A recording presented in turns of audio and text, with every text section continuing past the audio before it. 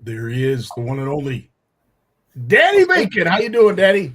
I'm doing fantastic, buddy. What a great day. It is. A lot of good news. It is. I don't know what it's like up where you are right now, but it is a balmy 8 degrees down here in the south.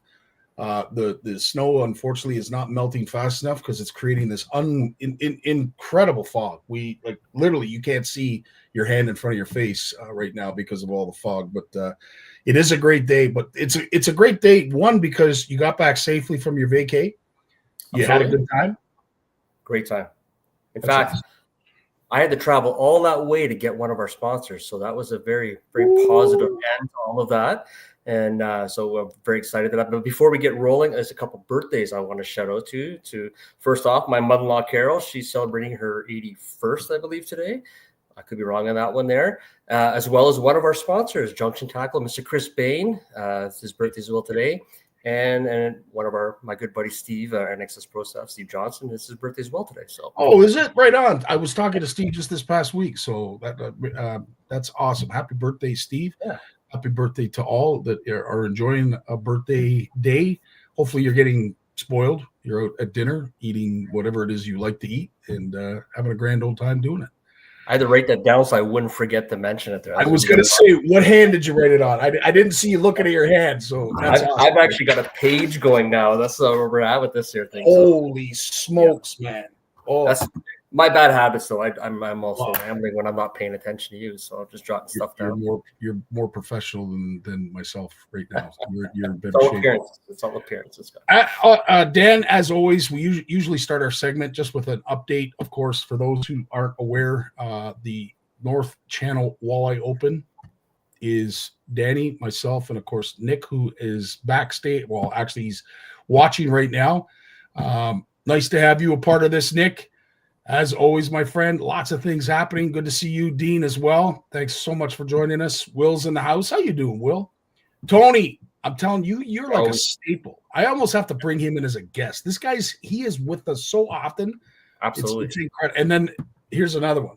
This is the other bookend. I've got Tony on this side, Richard on that side. They're like bookends when it comes to CFN. And we are so happy and honored to have you guys a part of our community. Absolutely. Now, Dan, obviously you came back, you were refreshed, recharged, and you hit the ground running. And of course, what we are talking about is this wonderful NCAA North Channel Walleye Open that's going to be happening in September. This is the date. These are some of the the cash outs that were going to be made available. If of course we hit the 80 boat field, I'd like to say we're in good shape. Obviously, there's still lots of room, so we have lots of openings still available. But there's some incredible prizes available. Dan, do you think the cash prizes might change based on the number of boats? Oh, absolutely it will. I mean, this is based on 80. We're putting all the registration right back into the payouts for the boats. So, unfortunately, if we get 40 boats, well, that's going to affect it. But if we get 90 boats, then that'll obviously bump it up. But luckily for us, that's $40,000. So currently we're sitting at, that's on 80 boats. We're going to get $30,000. That's if nobody participates in the Anglers Advantage, the side pot. But we do have, currently sitting right now, we're roughly at around $55,000 in cash and prizes payouts. So that means we have about $15,000 in guaranteed cash and prizes to pay out regardless of the boat field. So we are doing very, very well with that. We're very happy. Are you serious? I didn't know. That's where we're at. And it's growing. We've one of our newest sponsors, which is kind of our old sponsor, I guess. He's been around from the beginning.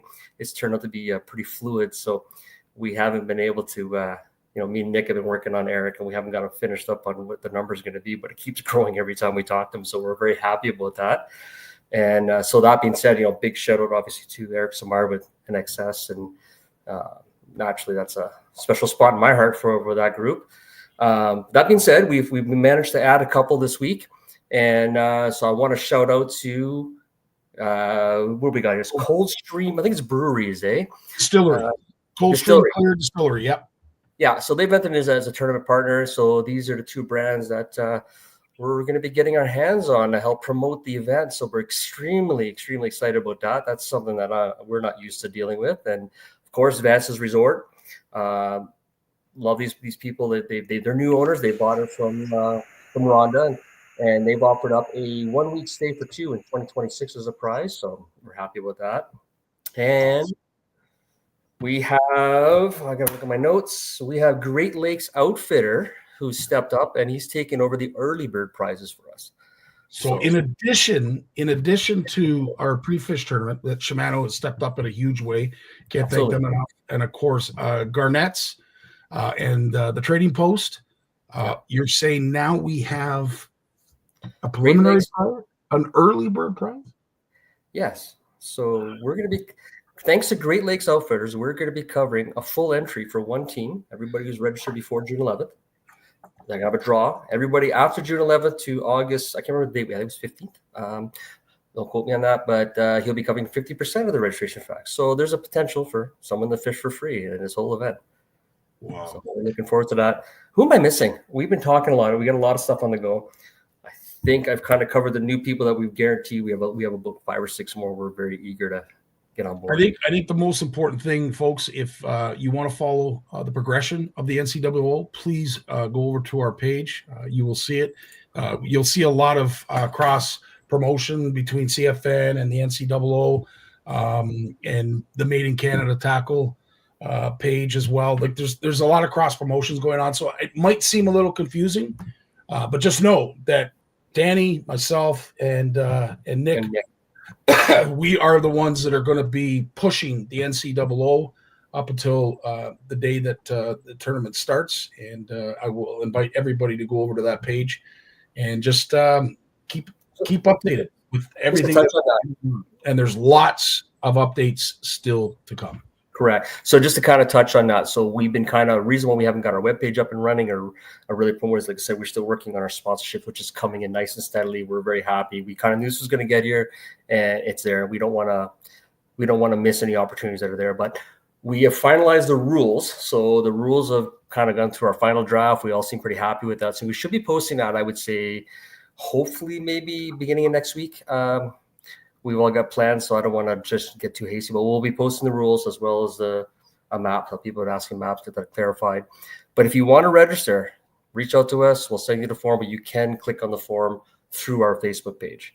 So that's really important. I think we got to get that out there.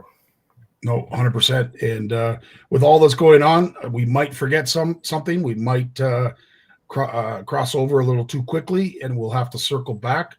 But either way, we will do our very best. For those who are signing up as partners, we're going to pump your tires as best we can. And it's, without you guys, there's no tournament.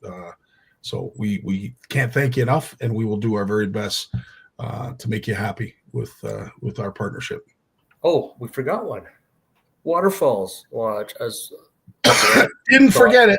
That was a post that I was going to make. Oh, see, I jumped the gun here. See, I'm getting. No, it's all good. It's all good. But Waterfalls Lodge has stepped up in a huge way, and of course, for all of our volunteers, as well as Jay Barnews, and I think some of his family. I'm not sure if all of them are coming, but some of his family, they're going to be in charge of course, the weigh-in station, fish care. We want to make sure that they're set up in a way that is comfortable and allows them to sort of, spread their legs, spread their wings, and enjoy the north. And I know Jay is pumped to get up and do some fishing at Waterfalls Lodge. Absolutely. That's We're awesome. pumped to have everybody here. The town is very happy to have everybody there. Everything I bump into when I walk into the store, everybody's very happy, and the feedback is positive. So this was the main result, was to host it here because it's a good fishery, but I wanted everybody to be happy about it, and they are so far. So mint, right on. Well, tonight's guest, obviously you're going to probably do the introduction because you know Kyle better than I, and of course you know a lot more about the walleye or the Wawa Ice Fishing Derby. So I'll let you take it from there, Dan. We're going to do our best. So Kyle Wood is he's been on the board, I think he said, for 2 years now with the Wawa Ice Fishing Derby. The Ice Fishing Derby has been going for quite a while. It's a very popular and successful. I think it's the largest ice fishing derby in Canada. Like I may be misquoting things here. Kyle will correct us all and all this kind of stuff there, but they hosted a phenomenal thing. I know a lot of people that have participated, a lot of people that are locally that I know that have won prizes, and they absolutely love it. So I can't see nothing better. Very cool. And I'm going to get Kyle to explain a little bit more, because as I was doing some of the research on this ice derby, I realized that there was a connection with some of the other pipe derbies that are going on as well. So, you know what? Without further ado, let's bring in tonight's special guest, and we'll get Kyle to do all the explaining for us. Kyle! Hey, Scottie. Hey, Danny. How you guys doing? Honor to have you, my friend. Honor to have you. Nice for you to be able to take some time and talk about the weekend that was the Wawa Ice Fishing Derby, and what a spectacle. And, of course, this, as Danny said, is probably one of the largest ones that we know of in Ontario. I don't know about Canada, but certainly in Ontario. Tell us, can you tell us, Kyle, like how long have you been affiliated? How long has it been around? And some of the key points that make this ice fishing derby different than some of the others. Yeah, for sure. So, first of all, thanks for giving us the opportunity to come here and voice our our feelings about our derby, because it is the 33rd annual derby. So it's been a long-standing derby and a tradition in our community for obviously that long, and it started before that and with just a small group of people getting together, and that tradition has been now passed on through generations in the community, and the importance of the derby is that in itself. Like, it keeps on bringing people back from all over Canada. People are literally flying in from BC and across other provinces just to come home to see their family and their friends and enjoy what Wawa has to offer, which is abundance for sure. So the derby itself is an incredible time. We get a live band, and the committee really tries to put on a really good show, and we're learning every year, and we're adapting as things kind of change and the environment changes in the fishing industry and within our own community, and we're always striving to grow and to build on successes and challenges from the past too. So we're into our 34th year coming up here, but that has nothing to do with what we can do in the future. The future is bright for this derby and for the community itself, for sure. I gotta touch base on that, because kind of explain to people that aren't familiar with the tournament, because I know that you actually fish on 3 different bodies of water, and I know that the format has changed over the years how you used to run the event. So maybe touch base on explaining that to how it is. Yeah, so we had a pretty significant change this year. We saw a decline in our overall net revenue for the derby as a whole. So we need to make some adjustments. We need to reduce our operational costs. So in order to do that, we decided to change up the different categories. Throughout the beginning of the derby till where it was in 2023, there's been several category changes and species changes in different lakes. And we've never changed lakes, but just species and categories changes throughout that time to adapt to what the derby committee was seeing as a whole with the industry and with what people were responding to for comments, as what they would like to experience. So this year we tried to reduce our operational costs, try to get our feet again, back on solid ground. So we changed the categories to whitefish subcategory with a lake trout, a pike category, and removed the lake specific categories. So in previous years we've had lake specific categories, but now it's you can fish 3 different lakes, but there's a 2 species plus a subcategory of whitefish. So we seem to have a good response from that, but that's not saying that anything's set in stone, and we're gonna still work and adapt and kind of reconfigure things as we get feedback and as time goes on, and we'll see what happens. Awesome. I am always intrigued, especially with the North, when it comes to these tournaments. Down here in the South, it's a little difficult to run tournaments because cottagers associations, conservation associations, those who look after the provincial parks, when you get that influx of anglers because it's a tournament, everybody sort of rolls their eyes and they groan and moan. We're up in the North Country. It's completely different. And, I will say I am learning, and I saw it firsthand with the NOWT, and now with the NCAA. We're the town of Spanish has jumped on board in such a huge way that it absolutely it takes us city folk. It takes us back because we're not used to that kind of treatment. Can you explain how important this ice fishing derby is to the town of Wawa? Oh, it's incredibly important. Like going back to what I mentioned at the beginning about just instilled in our culture now. Like we're bringing back children and parents and grandparents and cousins, and everything. We're bringing that to the community. It's important for the social fabric of our community as a fishing community, but also as Wawa as a whole. Like there's countless memories that are made in that weekend and the weeks leading up and the weeks past it too. Like it's an event for us. And the financial contribution to the community, especially like small like businesses like tackle stores and smaller hotels and restaurants and things like that. It's a huge stimulus, through and when we have slow falls and winter seasons for a lot of the tourist based economy.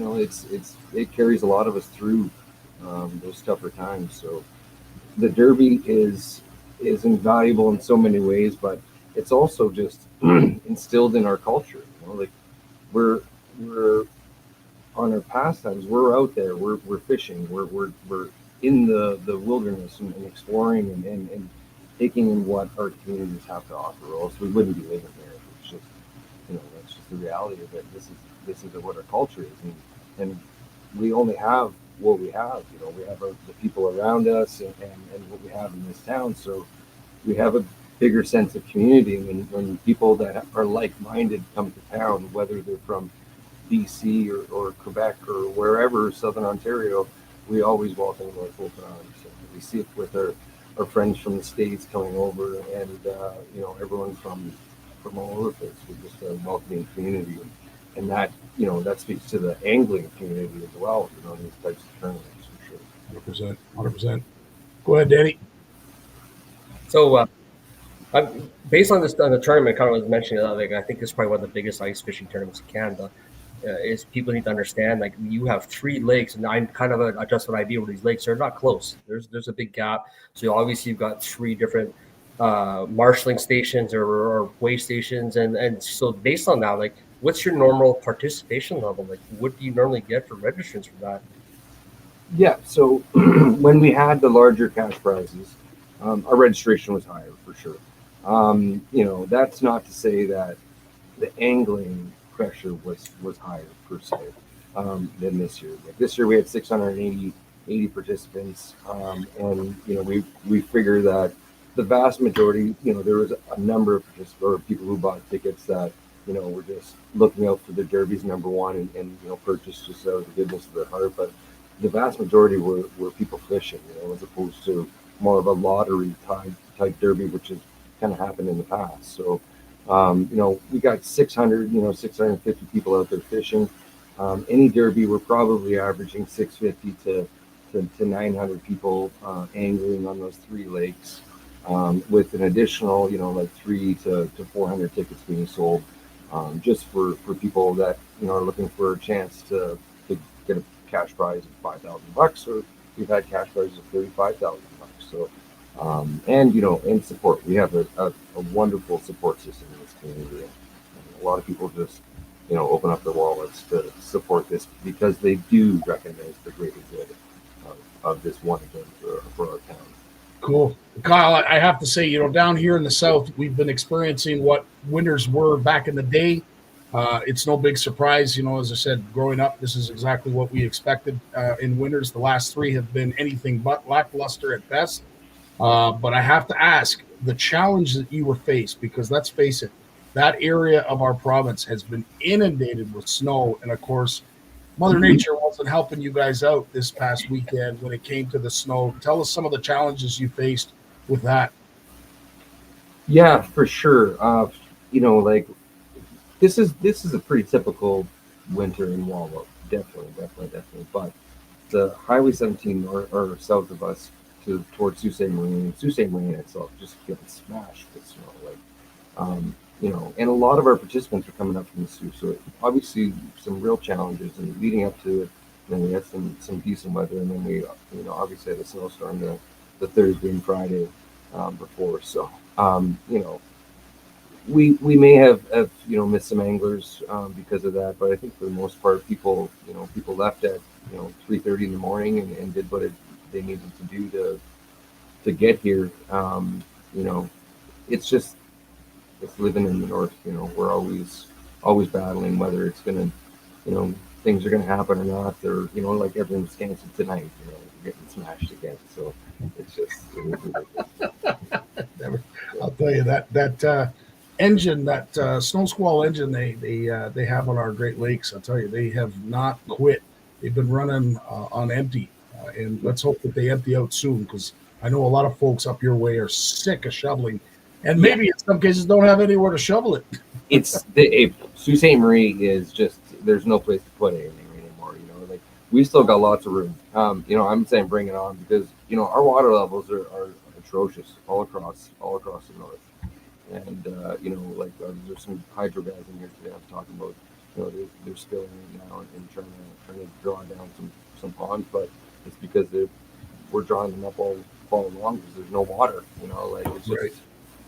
it's been tough. So we need some water. Awesome.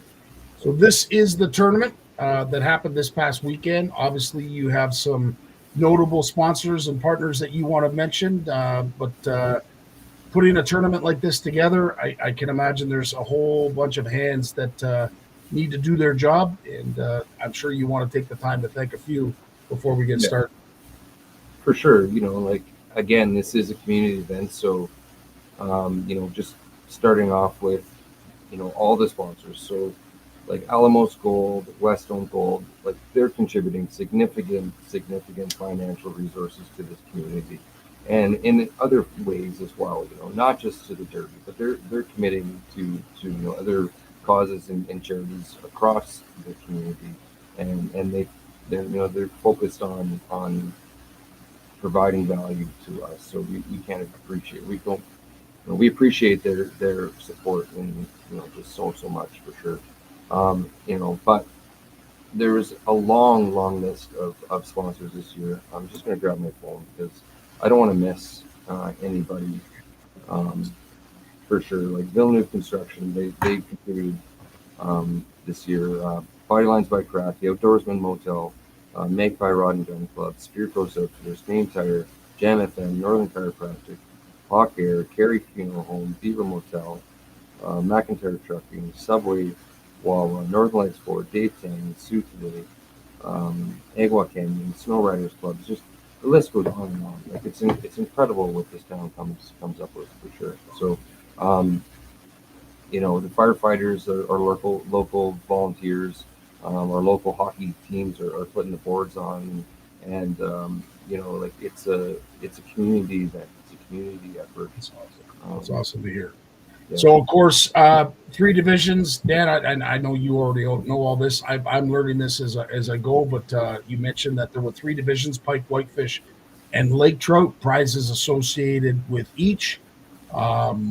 Anything you wanted to say about the prizes, or some of the partners that offered up prizes for this derby? Yeah. So we've gone with cash prizes in the past. We decided to change it up this year to see how things would go with that. And North Shore Sports in Sault Ste. Marie has always been a huge supporter of our derby. So they gave us a really good deal on a Summit Meal, which was our first place prize for the pike and lake trout categories. Windy Point Lodge, again, you know, the Watson family, they're ingrained in the fishing community locally. You know, lodge owners for decades and decades. I wouldn't want to underestimate it, but I bet you it's been, you know, 70 years. You know, like just these people again keep on opening up their you know, their time and their wallets to support us, and you know, Home Building Center, Bucks Marina, North Shore Power Sports, like everybody is just you know, been very kind and to support our event for sure. So, yeah, we had some smasher fish this year. Like the lake trout was over 17 pounds. It's not, it's not untypical for a lot of what you can catch in these lakes, and it makes our derby really competitive. Like we're commonly catching lake trout in the teens or pike in the teens, and in all the lakes across, Manitowoc, Whitefish, and Hawk Lake all produce fish of that quality. And this year with the whitefish subcategory, we brought back anglers that hadn't had the opportunity to fish because there used to be a sub category of whitefish. So a lot of those anglers were able to come back and compete, with a little bit more kind of finesse fishing, obviously with the whiteys, and we've got some smash whitefish out there. Like the 7.4, 6 point, I think 6.92 was the winner, or 5.92. So 6 pound whitefish, that's a big whitefish for around here. It's not Simcoe, so those are tanks for around here for sure. Dan, before I get you to ask the next question, I just wanted to make a point that when you talk about the quality of fishery that you have up there, it was actually our sponsor, Pal Cassis, that was talking to Brad, and he was talking about the salmon derby that happens every year up in the Wawa area, and I was blown away at the size of salmon that were caught during that derby. I can't begin to imagine what the rest of the fishery looks like if the salmon are that friggin' big. Yeah, no, it's like the whole fishery is exploding, and we, with the Great Lakes bait fish population skyrocketing, we're just seeing like Canadian records being broken over and over and over again this year. Like 37s were common. People stopped talking about them. It was just incredible. Like historically in the late 80s, we were catching, if you could get a 30 pounder, but like 20s, mid to low 20s was kind of a really good fish, and like low 30s was like a decent fish. You're looking for that 35 plus, Right, this year, which is just insane. Now, you mentioned also, and of course, Tony brought this up in the comments in regards to how the fish have to be weighed in. Everything goes to the arena. And for some, and I was seeing the map, that I think some of the trails may have been closed. They weren't actually open. So you were guiding people to use certain trails to get back to the arena to weigh their fish. Now, I'm going to assume, based on those yellow things that I saw on the jaws, every fish that is caught and weighed in is tagged, or is it tagged first and then weighed in? It's tagged first, then weighed in. So, like one of our lakes is over 2 hours from our weigh station. So the other lake is 30 minutes from the weigh station, and then Wawa Lake is still another 10-minute drive through the town with your skidoo, or a 5-minute drive with vehicle. But anyways, they're all remote from the weigh station, so they're tagged and then weighed afterwards. Kyle, hats off to you, dude. Like Danny, Nick, and I, the logistics of hosting something like that where you've got such a huge reach. Holy crap. Good for you guys. And like those goes back to the volunteers. We have patrollers and people working those weigh stations, like folks on Manitowoc. They're out there 7 a.m. getting ready, and they're the last ones off, making sure that no other anglers are off. They're putting in long days. It's always cold. Like last year was an exception. We had a beautiful weekend, but like it just feels like the coldest day of the year every derby. So dedication is just incredible with our volunteers. Amen. Go ahead, Danny. I'm sure the trail groomer just loved all that sled traffic. I'm sure they loved it. We work closely with them, and we put into our operational budget to pay for nice. Before, during, and then afterwards, to restore it back to its original state, because it gets destroyed. Do you see like a heavier number? Like you see more anglers on, say, Wawa as opposed to being on Hawk or Manitowoc? Like you see that progression drop out just because of that distance to travel, or are people just, no, this is my spot and I'm going there? Yeah, I think it's a big mix of people thinking that Manitowoc offers better opportunities to catch bigger fish. It's a little more remote. There is a bigger variety of fish, perhaps on Manitowoc, a bigger water body. Traditionally there's been some larger lake trout taken off there more commonly. So, you know, but it's a trek. So you do get, you know, a good number of people that want to really brave it on the Saturday, and make that trek. But it really depends on the conditions from year to year. Like if you got a lot of slush, it's a slog getting out there. You know, you're 45 minutes on your ski right from when you leave your truck. You're 45 minutes before you can get to the river that takes you to the reservoir. So, you know, it's a slog for sure. And if you're dealing with slush and cold temperatures, you know, the other two lakes offer great opportunities to catch huge fish anyway. So a lot of people just, you know, typically fish one or two lakes on the Sunday. So, but it really depends on the year and depends on the conditions. Do you have a lot of anglers that are, do they have to leave from the arena in Wawa by sled, or can they come in, register, drive out, and then come back in with their vehicle afterwards? Or do they, so like if they wanted to, they could hold on to their fish till the end as long as they make the timeline. They don't have to run it in immediately or like that, right? Yeah, exactly. So each of the check stations, once your fish is tagged, you're free to do with what you will until you have to register. There's a deadline at the end of the day to register your fish. And we accommodate those people traveling from Manitoulin. So you do have some extended time at the end to get your fish weighed for sure. And you have people on the lake that can tag the fish?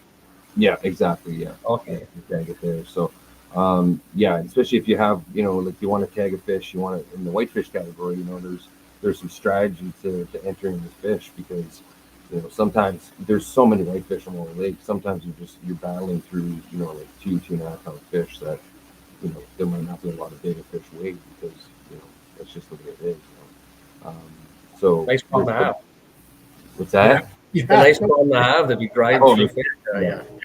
Yeah, no, there's a million whitefish out there, and since we've removed that whitefish category, a lot of those people were just kind of angling, you know, whitefish during the winter for the practice for the Derby. So we've lost that community somewhat too. So that's, you know, that's part of our justification of bringing it back is we want to bring that whitefish community back to the town, because, you know, there's people from southern states and UP that they do whitefish tournaments all the time.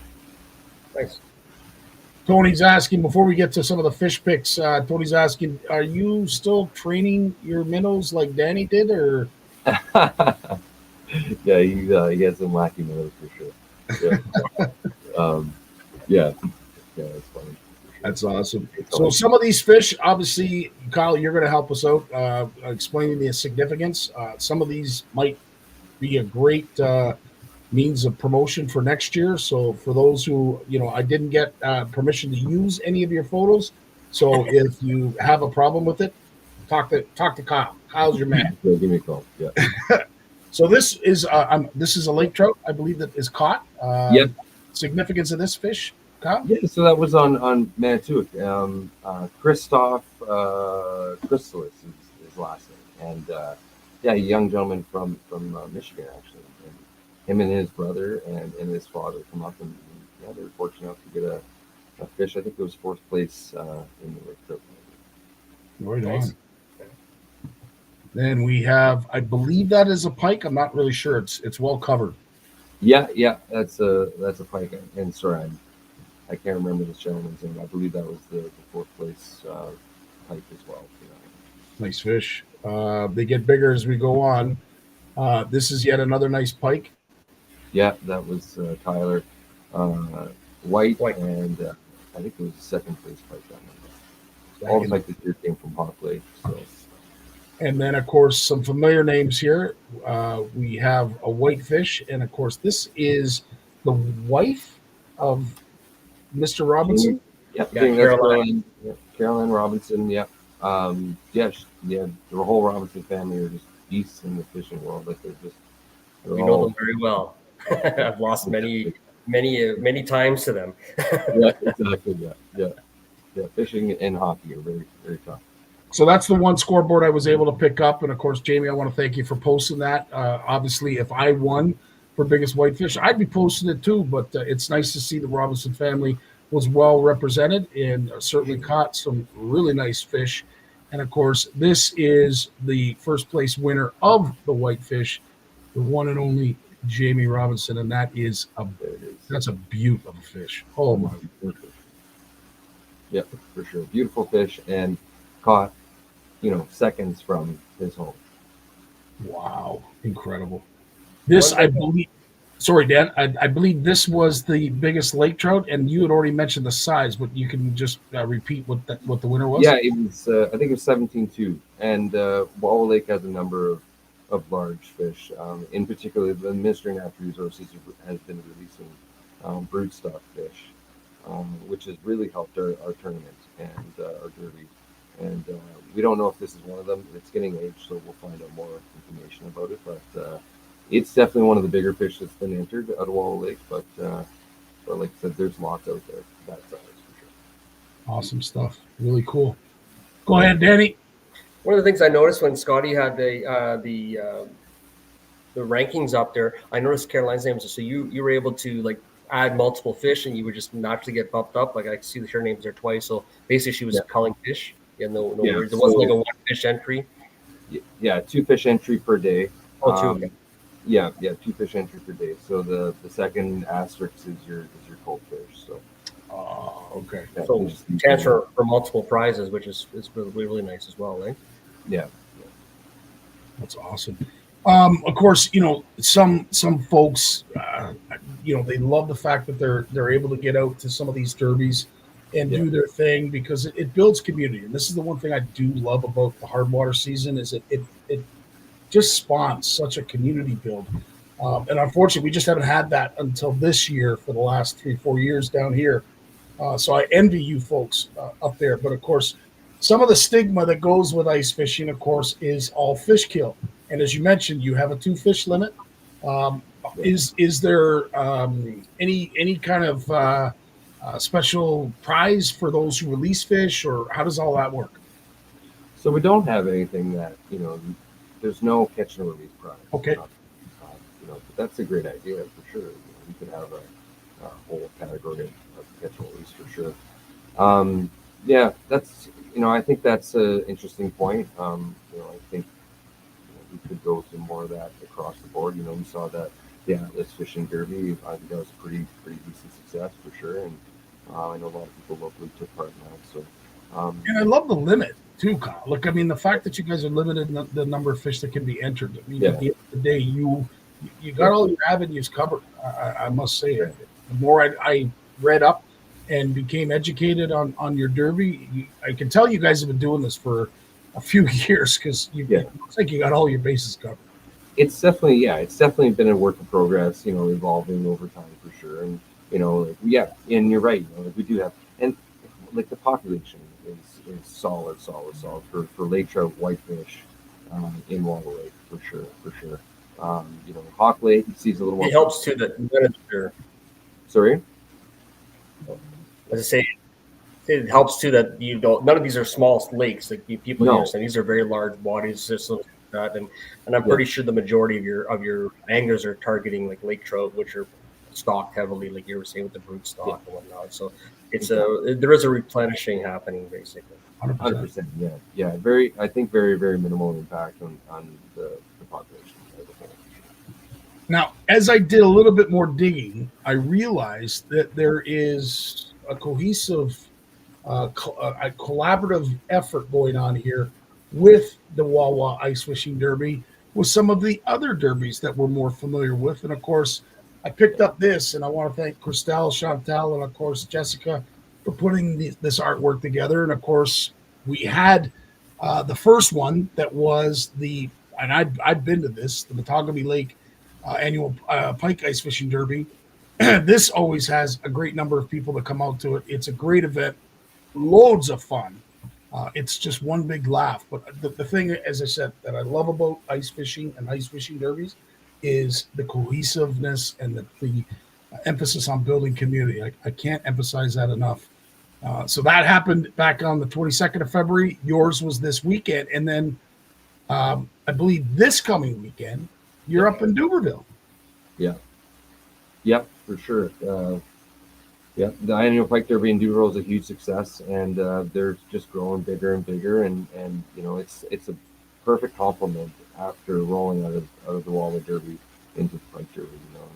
it has a whole other group of anglers, but it also complements some of those anglers, that were in our derby as well. So, yeah, we have a really good thing going with the amount of derbies. With the chaperone derby, they're just blowing up, and it's getting bigger and bigger as well. So, it's a good thing for all our communities and our economies, definitely. Now, like we're experiencing, with the Christelles and the Chantels and the Jesses jumping on to help us, and as we're going to help them with their tournaments, I'm assuming the same thing happens during the winter and these ice fishing derbies, that a lot of volunteers cross over and help multiple venues. Yeah, for sure. There's definitely people on both sides, definitely. Yeah. The Magpie Derby is run out of Duberville, so there is some distance and stuff like some constraints, but there's definitely like always communication between folks for sure. Well, I got introduced to that fishery that they call the Magpie, and holy smokes, what a great body of water to hold any kind of derby or tournament. But pike, I can't begin to imagine the size of pike they're going to be caught this coming weekend up in Duberville. That's going to be incredible. And then, of course, you finish the ones that I've caught during the pre. Well, exactly. And then you finish it all up in Hearst. And, of course, this might be tucked a little bit further away for some, but I'm assuming, Kyle, you get up to this venue, and I love the area. I love the people. Do you get up to Hearst as well? Only to chase my kids for hockey. That's yeah, that consumes every weekend I have. Well, this is quite a circuit, and folks, down here in the South that are looking for opportunities like this, where you can win a little bit of money but have an awful lot of fun trying to do so. This is a great circuit to get involved in. Lots of great prizes, lots of great people, lots of great fun and fishing. And I will have to say, I'm assuming there's a lot of cooking that goes on out on the ice as well. Oh, definitely. It's an event for sure. It's something that I've thought, like I have to work on the derby, so I thought, hey, maybe I'll cook some chili and bring it to people, because like it's an event. There's families out there, and especially if it's beautiful, and it's barbecues rolling and tents and hockey and everything going on. It's a good time. I was just gonna say, if it's anything like here at home, there you always have that one ice shack, seemed like the cookhouse. Everybody was cooking. We were all fishing around it. And guys are dragging the kids around on the sleds and around with snow machines to keep them happy. As long as it's not -30 out, you're okay. Yeah, exactly, for sure. Yeah. And I think you mentioned it, but Tony's asking how many entries for this year's ice fishing derby, Kyle? 680. 680. Yeah. He is Tony, and thanks, Tony, for all these questions.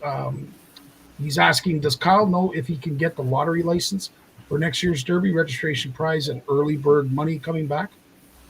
So we're definitely working on it. That's going to be our first point of agenda right after we go through our AGM and elect a new board. It's going to be boots on the ground and hit looking for a lottery license. And they might have to change things. Like I know a lottery license requires some different stipulations. Like the Derby has always had a mission to give out to different community initiatives.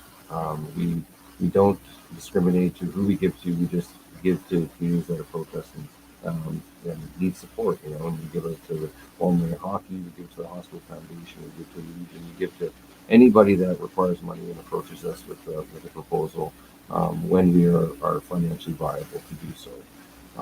And the derby and lottery license don't like that. They like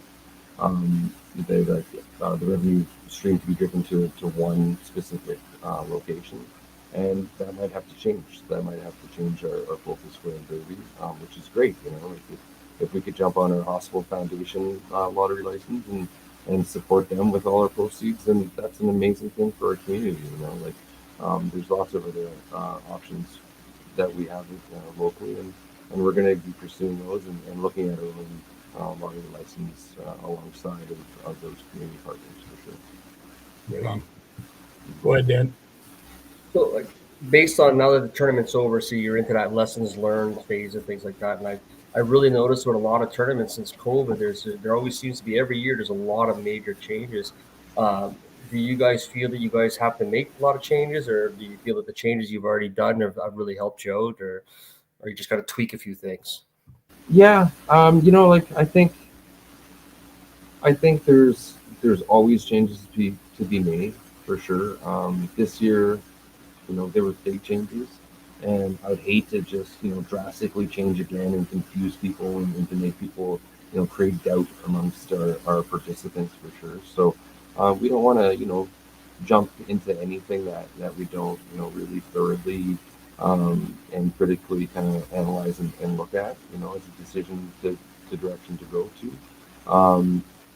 That being said, um, there's something to be said about keeping the derby a little bit tighter and a little bit smaller, and trying to reduce operations and maximize the potential of the derby. I think we're into this balance where if we have 12 to 1400 participants, the operation of that and the support that we need to support that volume of a derby really changes, how we run the derby. So I think once we know what direction we're going to go into with respect to how our corporation wants to go forward with running it as a 800 potentially to 1200 participant derby or larger, we don't really know where we're going to go with that. So that's going to really determine how we structure it moving forward. I did like the lottery system, and I did buy tickets in the past. I've never been able to get up to Wawa to fish it, but I've purchased some tickets in the past, and I did like that because it allowed folks that live where I live to feel as if they're participating in something that's really cool up in the north, even if we can't get to. So it would be great to see that come back. For just don't let Tony buy any tickets, because guaranteed he's going to win everything, and you're not going to sell any tickets with him involved. I'm just kidding, Tony. Now, we got a bunch of people watching. I'm going to put you on the hot seat. Okay. Tell us a story. There had to have been something that happened this weekend that people probably would rather just sweep under the carpet, but was there anything that you could share that was unique, surprising, or perhaps something that could make an incredible TikTok video go viral? Oh my God! This isn't just a hot seat. I don't know. I'm a pretty private dude. I sit in this place and I don't really get out very much. Honestly, I'm sure there's a million things that happen at the dance. It's always bumping, and I saw some people walking home, early in the morning, not dressed appropriately. So I don't know where they're coming from, but the walk of shame was real when I was driving to work at 6:30 a.m. So I'm sure there's a lot of TikTok. That's so cool. I have to ask then, what was one of the greatest takeaways? Like, what was one of those moments or stories where someone helped somebody, or anything? Just a good feel good story. Yeah, you know what? I think coming out of our recent experiences, without getting into anything, it was the whole derby in itself was just such a positive experience. We were back and forth, and as a committee, we were stressed out, not knowing whether we're going to have enough people sign up because we didn't have the same, we didn't have the lottery, we didn't have the registration prize or the early bird. So we really didn't know what was going to happen, and we were grinding our teeth. Wait to 3 weeks in, and we had a meeting, and we were just on the verge of like canceling, and we held it together. And a lot of it was the confidence in our community. We had that confidence that there's a number of people that were just going to register late, and they were going to be there to support us, and they just because there's no incentive early to register, they just weren't doing it. So we knew they were going to come, and they came, and they supported us. And to have 680 inquiries when we had no registration price, none of the cash incentives, and those are just anglers essentially, just sole anglers, and that's probably a huge sentiment right there, and just the support of everyone, and the positivity is been everything. Great to hear. Awesome to hear. Danny, I'm sure you've got a follow-up question or three. I was just gonna say this kind of worked out well for us because this is actually our second attempt to have you guys on here. So, judging by the way things went, it kind of worked out. That this is the one. All the butterflies are settled. All the what ifs and the maybes are all long gone, right? So it's a lot easier talking about things. Yeah. Definitely. Yeah. Do you guys ever consider that you're talking about your membership? Have you seen? Because I noticed you've had 1,200 written on your. And I'm sure at one time you were reaching those numbers. Have you seen a steady decline over the years, or is it kind of stable now, or are you guys? Is that part of your structure that you're thinking? Yeah, it ebbs and flows for sure. Sorry, Dan, I cut you off, but yeah, it ebbs and flows definitely. Since the beginning, we've been up to I think close to 1,400, and we've kind of hovered around 1,100 and 1,000 at times too. So, but that. Like 1,200 is kind of in the sweet spot for the majority of a lot of these 33 years. So I don't have the history with the Derby itself to really kind of know those numbers, but I do know that kind of 1,200 is where we're shooting for optimal profitability in our old format for sure. So it ebbs and flows. Definitely. And are people already able to register for next year, Kyle, or we're not there yet? No, we're not there yet. Registration isn't open, but it will be relatively soon. And do you see a lot of Americans come across to participate as well? Yeah, definitely. There's a number of Michigan residents that have property around here, so we see them year round for sure. They're ingrained in our community, and they're welcome source of community. 100%. Dan, I'll let you have the last word, my friend. You go ahead. I was just going to make a comment about that. We were talking about the walk of shame and the stories and that there, and you're basing it off the 680 participants you had. What would you imagine if you had 1,200? Yeah, exactly. Yeah, no, for sure. Yeah, definitely. Our cab services are just burning tires. They're wearing them out for sure. That's awesome. Well, I'm glad that they were using them, and I'm glad they were behaving, even if they weren't. But needless to say, yes, quite an event. Kyle, to you, Pat, and your entire team and crew, all the volunteers, all the participants, all of the wonderful sponsors and partners that helped out make this event what it was. Again, I'm just in awe. You folks in the North, you know how to get things done, and a true testament to that Northern appeal that I truly have fallen in love with. So I wish you guys all the best. Congratulations on a great event this year. And I look forward to having you, Pat, or anybody else on next year to talk a lot more about next year's event. Yeah, well, I appreciate that. And I appreciate your time, Danny and Scottie. Yeah, thank you very much. Right on. Kyle. Take care, Kyle. That's awesome, Dan. As I said, we don't have the luxury sometimes of talking to some of these great people that do work like this behind the scenes. And, of course, there's probably so many that we should have talked to in regards to this. But a big shout out to Kyle for making time. And we hope that Pat's feeling better. Absolutely. And I haven't seen Pat since I used to work at Alamos, so it would have been nice to have a little chat with him and say hello again there, but we'll have to worry about it for another day. But it's kind of interesting. Like you say, every time you touch base with one of these tournaments, it's amazing the amount of doors and little things you find out at how they run everything. And there's nothing the same. Every tournament's unique and different. So it's nice to touch base with that. 100%. And I don't know if they're still allowing entries, but folks, if you are looking to make a trek, it's not that far. It really is not that far. It's a heck of a drive too, especially this time of year. I can't imagine how beautiful it would be up there with all the snow. But Duberville, this is upcoming this weekend. Some great folks up there, great partners, and I'm sure there's some great sponsors and great prizes available. So if you are interested, make sure you take down the Chantel's number or anybody else, Cindy's number that's there, Natalie. By all means, reach out to them and hopefully you can get registered and have yourself some fun, because I will say those ladies know how to have fun up there. Absolutely. Duberville's a good little party town, really, if you really want it to be. It's nicely tightly packed, so it's not that bad. That's awesome. Right on, dude. Well, that pretty much is the end of our show. This is the POW'er Hour, and I'm pleased and honored to be joined here with my co-host and partner in crime, Danny Bacon, and of course Nick is back doing his thing. But we look forward to upcoming shows. We have lots of folks that are just chomping at the bit to get on here to talk about upcoming events. I'm sure we'll reach out to the Duberville folks to see if they'd want to be involved next week. But we have a lot of other things upcoming. So if you have a derby, a kids derby, an ice fishing derby, pike derby, or anything else for that matter, if you're just doing something really awesome when it comes to Canadian fisheries and Canadian fishing, we'd love to have you on to talk about whatever it is that you're proud of. Absolutely. Everybody needs to understand and know what we're doing and how much work people put into it, whether it's for kids derbies or these bigger professional setups like that.